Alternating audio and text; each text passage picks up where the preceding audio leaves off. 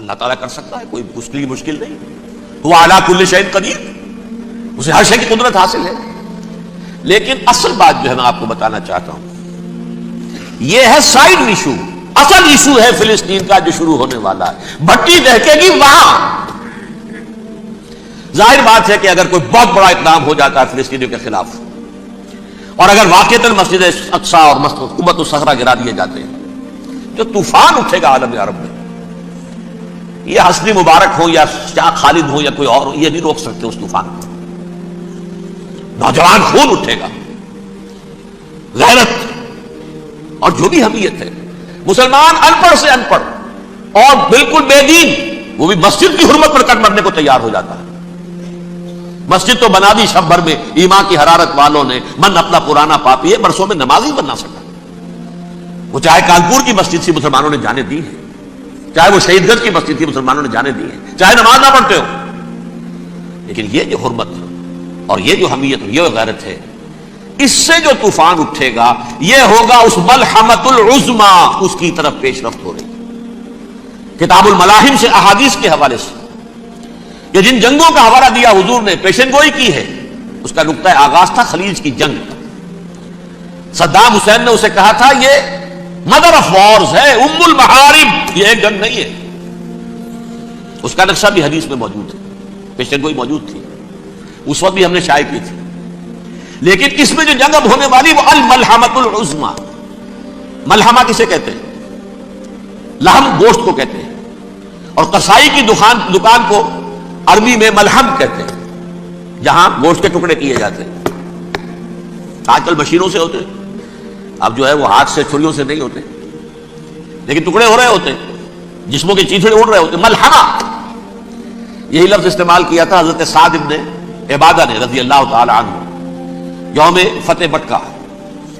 ان کے دل میں تھا کہ اب ہم انتقام لیں گے ان عربوں سے، ان قریش سے. الیوم یوم الملحمہ، الیوم یوم الملحمہ، یہ کہتے ہوئے جا رہے تھے. ایک خاص کیفیت، آج ہے گوشت کے ٹکڑے اڑانے کا دن. حضور سے کہا کسی نے جا کر کے ساتھ تو یہ کہہ رہے ہیں الیوم یوم الملحمہ، الیوم یوم الملحمہ. حضور نے فرمایا نہیں، ان سے کہو جا کر الیوم یوم المرحمہ، الیوم یوم المرحمہ، آج رحمت کا دن ہے، آج تو میں ان سب کو معاف کروں گا. لا تثریب علیکم اليوم، میں تم سے وہی بات کہہ رہا ہوں جو میرے بھائی یوسف نے کہی تھی اپنے بھائیوں سے، اذهبوا فانتم الطلقاء، جاؤ تم سب کے سب آزاد. وہ ملحمہ ہے جس کو کہ حضور نے حضرت معاذ بن جبل رضی اللہ تعالیٰ عنہ سے روایت ہے، اس میں سے جو ابو داؤد میں روایت آئی ہے اس میں الملحمۃ العظما، عظما مؤنث ہے اعظم کا. آپ کہتے ہیں جنگ عظیم اول، جنگ عظیم دوم. عظیم کا باب ہو گیا اعظم، سب سے بڑا، اور اس کا مؤنث ہے سب سے بڑی، عظما. الملحمۃ العظما، سب سے بڑی لڑائی. میرے نزدیک یہ وار کے معنی میں نہیں ہے، بیٹل کے معنی میں. انگریزی میں یہ دو لفظ علیحدہ ہے، وار، بیٹل. وار سالوں کو محیط ہوتی ہے، بیٹل کسی ایک خاص جگہ پر جو لڑائی ہوتی ہے اس کو کہتے ہیں. حضور کے اور قریش کے درمیان 6 سالہ وار تھی، جنگ تھی. لیکن battles, battle of Uhud, battle of Badr, یہ بیٹلز تھی، لڑائیاں تھی. تو عظیم ترین جنگ شاید اس اعتبار سے نہ ہو جیسے کہ ورلڈ وار 1 اور ورلڈ وار 2، یعنی اس کی وسعت کا اتنا معاملہ نہیں اور طوالت کا نہیں. لیکن جو لڑائی جو ہے بیٹل ہونی ہے، جس کو کہ یہ لوگ، یا چونکہ میں نے کہا تھا شروع میں کہ سرما ہے میری آنکھ کا خاک حجاز و ہول قدس، نیو ٹیسٹمنٹ کی آخری کتاب ہے the book of revelation, revelation of saint John. اس میں آرمگڈون کہا گیا ہے اسے.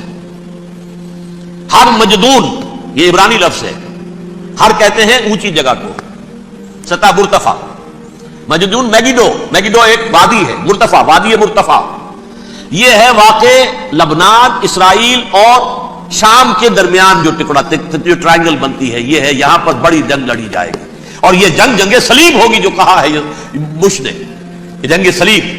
سیکنڈ ملینیم شروع ہوئی تھی تو پہلی صلیبی جنگ ہوئی تھی، تھرڈ ملینیم شروع ہوا ہے، یہ سیکنڈ صلیبی جنگ ہے، یہ کروسیڈ ہے. اور میں اس مرتبہ امریکہ گیا تھا تو پہلی مرتبہ مجھے وہاں ایک رسالہ ملا ٹرمپٹ نام کا. یہ امریکہ کے جو بہت ایکسٹریمسٹ قسم کے پروٹیسٹنٹس ہیں، یہ ان کا رسالہ ہے. اور ان کے بارے میں اب کہا جا رہا ہے وہ کرسچین زائنسٹ ہیں. آپ شاید پہلی مرتبہ یہ لفظ سن رہے ہو. زائنسٹ اور سمجھتے ہیں یہودیوں کو، کرسچن زائنسٹ وہ ہیں جو ہیں تو عیسائی پروٹیسٹنٹس ہیں، لیکن اسرائیل کے وہ حمایتی یہودیوں سے بڑھ کر ہیں۔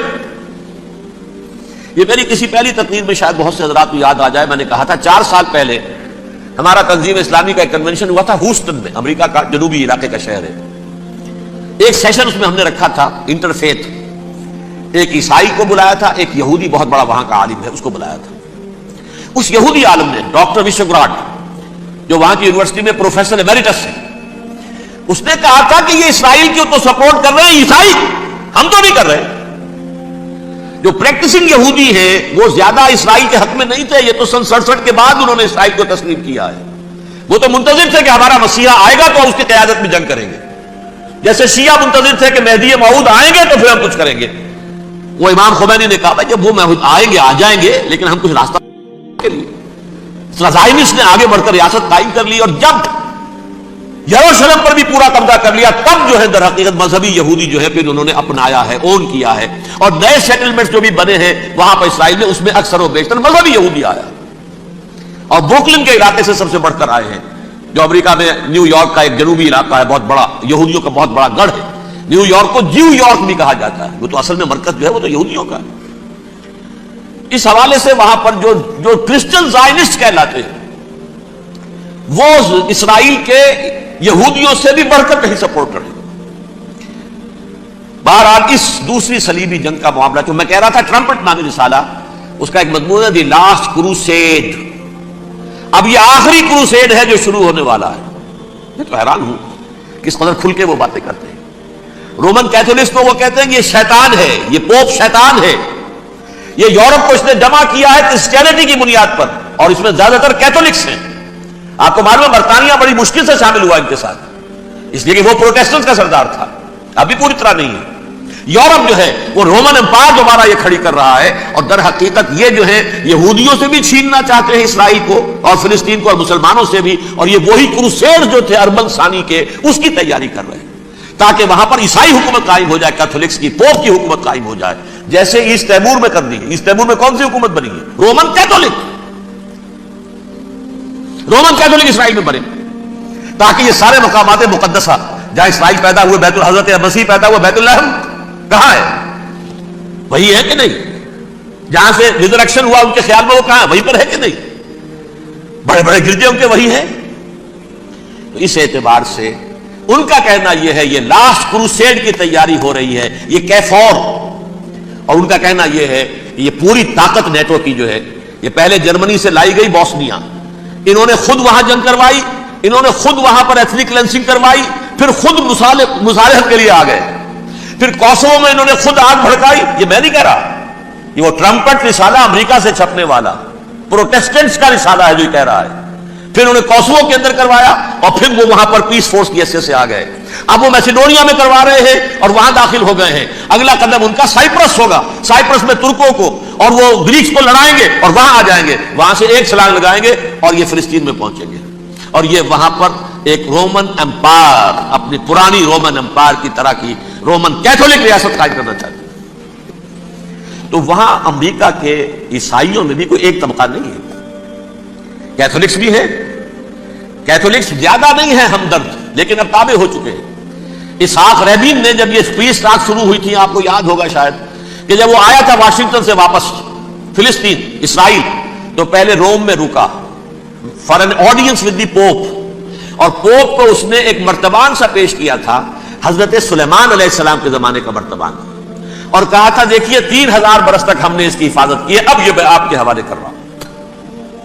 اس کے بعد سے پوپ جو ہے بالکل رام ہو گیا، اور وہ عیسائیوں کے ساتھ اور یہودیوں کے ساتھ ان کا پورا معاہدہ ہو گیا۔ اب پورا عیسائی ورلڈ جو ہے بحثیت مجموعی یہودیوں کے شکنجے میں ہے۔ البتہ ان کے اندر بھی جھگڑے ہیں، جو وہاں پر وائٹ کرسچن ملیشیاز ہیں وہ ایکسٹریمسٹ ہیں کیتھولکس، ان کے نزدیک دشمن نمبر 1 یہودی، دشمن نمبر 2 مسلمان، دشمن نمبر 3 جو یورپ میں کالے ہیں، ایفرو امریکن، چاہے وہ عیسائی ہو گئے ہوں کوئی بھی ہو، یہ 3 دشمن ہیں جن سے انہوں نے کلینز کرنا ہے، صاف کرنا ہے ان کے خیال کے مطابق امریکہ کی سوسائٹی کو، اولاً یہود، پھر مسلمان، اور پھر یہ جو کالے ہیں۔ لیکن دوسری طرف پروٹیسٹنٹس کے اندر ایکسٹریمسٹ وہ ہیں جنہیں کہا جا رہا ہے یہ کرسچین زائنسٹ ہیں، یہ اسرائیل کے اسرائیل سے بڑھ کر سپورٹرز ہیں۔ بہرحال یہ اب جنگ ہوگی، اس کا نتیجہ کیا نکلے گا یہ تو اللہ ہی جانتا ہے۔ اب میں آخری بات کی طرف آ رہا ہوں۔ آخری نتیجہ تو جو بھی کچھ اپس اینڈ ڈاؤنز آئیں گے، تلک الایام نداولها بین الناس، آخری نتیجہ ڈراپ سین وہ یہ ہوگا کہ اللہ کے دین کا بول بالا ہوگا اور پوری دنیا پر محمد کے لائے ہوئے دین صلی اللہ علیہ وسلم کی حکومت قائم ہوگی۔ وہ گویا قیامت کی تمہید ہوگی، اس کے بعد بس قیامت آئے گی، کیونکہ مقصد کائنات، تخلیق کائنات پورا ہو جائے گا۔ پوری مخلوقات کے اندر مقصد تخلیق، کلائمیکس آف کریشن محمد الرسول اللہ صلی اللہ علیہ وسلم، دین کی تکمیل محمد الرسول اللہ صلی اللہ علیہ وسلم۔ اور اس خلافت عرضی کے لیے جو حضرت آدم کو خلافت دی گئی تھی، جب اس میں وہ خلافت پوری دنیا پر قائم ہو جائے گی، اس کا مقصد پورا ہو جائے گا، and that will be the beginning of the end. اس کے بعد قیامت ہے۔ آخری نتیجہ تو یہ نکلنا ہے۔ اس سے پہلے سزائیں ہمیں بھی مل رہی ہیں، اور یہاں میں کانٹے کی بات جو چھوڑ گیا تھا اس کو بیان کر دوں۔ اللہ نے اس مغضوب علیہم قوم کو، اس ملعون قوم کو کیوں اب تک چھوٹ دیے رکھی؟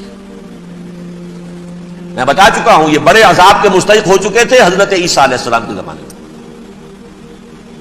چھوٹ دی ہے، ابھی تک ہے، بلکہ ایک مرتبہ ابھارا ہے۔ 1900 برس کے بعد ابھرے ہیں یہ، بالفور ڈکلریشن 1917، سن 70 عیسوی کے بعد، تقریباً 1900 برس، 1850 برس تو ہے کم سے کم۔ پھر creation of Israel 1948، 1967 extension of Israel, یروشلم پر قبضہ۔ یہ سارا جو ہے کیوں ہے؟ اللہ تعالیٰ اس خیر امت محمد صلی اللہ علیہ وسلم، اس کے بہترین حصے کو سزا ان ملعونوں کے ہاتھوں دے رہا ہے۔ کیوں؟ جو جرم انہوں نے کیا تھا وہی ہم نے کیا۔ انہوں نے اللہ کی کتاب کو پیٹھ کے پیچھے پھینکا، نبذ فریق من الذین اوتوا الکتاب کتاب اللہ وراء ظہورہم، ہم نے اپنی پیٹھوں کے پیچھے پھینکا کہ نہیں؟ کولونیل رول سے آزاد ہوئے، کہیں اسلامی قانون نافذ کیا، کہیں اسلامی نظام قائم کیا؟ تو جو جرم ان کا تھا وہی ہمارا ہے، اور ہم خیر امت ہیں، اور ہمارے میں سے خیر ترین عرب ہے، ان پر اللہ کا فضل، ان کی مادری زبان میں اللہ کی کتاب موجود ہے۔ پھر انہوں نے اللہ کے دین کو پیٹھ دکھائی۔ جو ملک آزاد ہوا کولونیل رول سے، یا اس نے قبلہ کر لیا اپنا ماسکو کی طرف، یا کر لیا واشنگٹن کی طرف، کسی نے مکے کو قبلہ بنایا، یہ بدترین سزا ہے۔ ویل للعرب من شر قد اقترب۔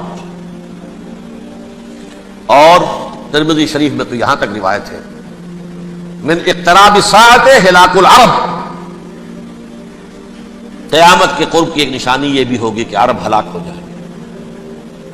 ایک حدیث میں الفاظ آتے ہیں کہ حضور نے جب کہا یہ ہوگا یہ ہوگا یہ ہوگا، یہ بربادی آئے گی، تو کسی زوجہ محترمہ نام میں بھول رہا ہوں، انہوں نے پوچھا کہ عرب اس دن کہاں ہوں گے؟ فرمایا العرب یومئذ قلیل، بہت کم۔ آخری خاتمہ ہونا ہے یہود کا حضرت مسیح علیہ السلام کے ہاتھوں، وہ عذاب جو 2000 برس تک ان سے چلا رہا وہ آئے گا، اور ان کے رسول ہی کے ہاتھوں آئے گا۔ لیکن اس سے پہلے مسلمانوں پر یہ عذاب آ رہا ہے، ہولوکاسٹ کے درجے کا عذاب آ رہا ہے۔